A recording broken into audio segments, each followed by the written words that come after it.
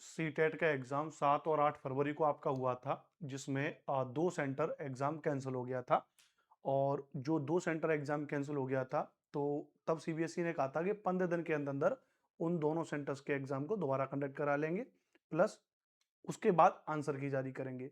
Generally CTET की answer की 20 से 22 दिन के बाद आती है, लेकिन इस बार इस पे एक प्रॉब्लम भी थी कि भाई जो सेंटर कैंसिल हो गए, तो ऐसा ना हो कि उनकी बदौलत आंसर की लेट हो। तो उस बात को लेकर के यहाँ पे एक पब्लिक नोटिस जारी कर दिया है। तो सीटेट 2026 में जो कैंसिल एग्जाम हुआ था, उसकी जो री एग्जाम डेट आउट हो चुकी है, और प्लस उसके आधार पे बात करेंगे कि फिर आंसर की इसकी कब तक आ सकती है।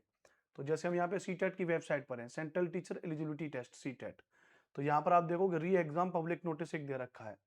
तो अगर हम इस री एग्जाम पब्लिक नोटिस को अगर हम देखें यहाँ पे, तो ये दे रहा है 24/2/2026 का भी है ना। तो यहाँ पे दे रहा है कि the Central Board of Secondary Education has conducted exam 21st edition में 7 और 8 फरवरी को।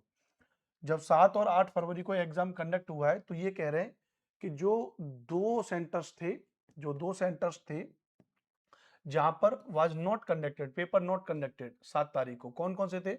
एक तो लक्ष्य इंटरनेशनल एकेडमी थी बिहार में, फतेहपुर वैशाली में, और एक सेंट जॉन्स एकेडमी थी बासमती नगर, वहां पे वैशाली बिहार में। जो वैशाली है, वहां के 2 सेंटर्स पे कैंसिल हो गया था।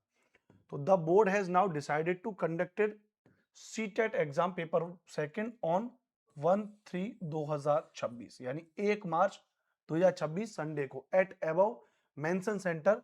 Revise admit card to the candidate who were allotted these centres will be shortly available in candidates application login.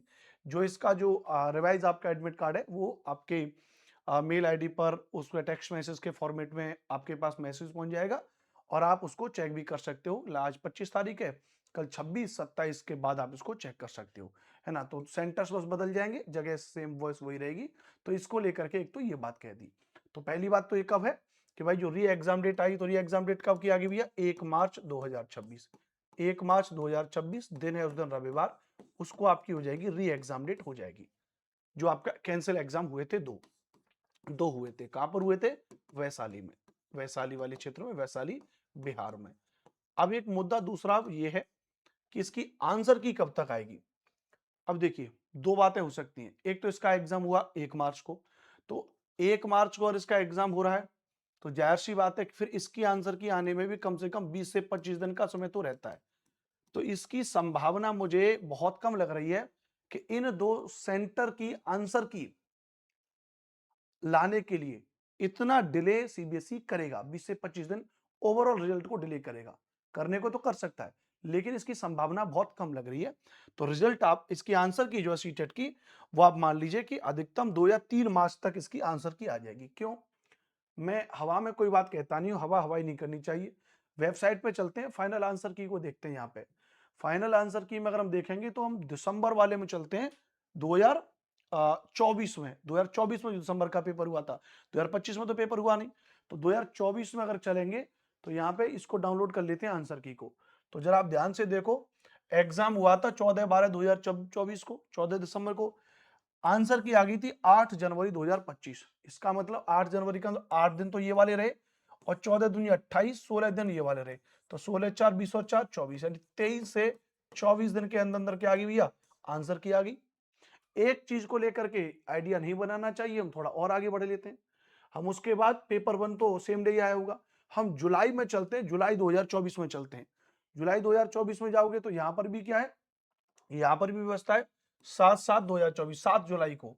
और आंसर की कब आ गई? 30 जुलाई को। मतलब 30 में से 7 के तो लगभग 23-24 दिन, यहां पर भी आंसर की आ गई।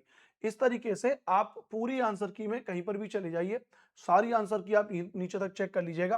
तो आंसर की जो आने का जो प्रक्रिया है, वो है 23 से 24 दिन में। 23 से 24 दिन में आंसर की आ रही है।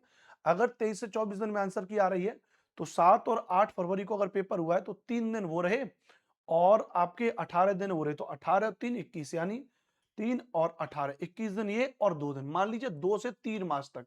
2 से 3 मार्च वाला जो मामला है, वहां आपकी क्या आ जानी चाहिए? सीटेट की आंसर की आ जानी चाहिए। अब इस बार क्या हो रहा है आपको पता है? 3 मार्च के आसपास ये क्या, होली का समय चल रहा है।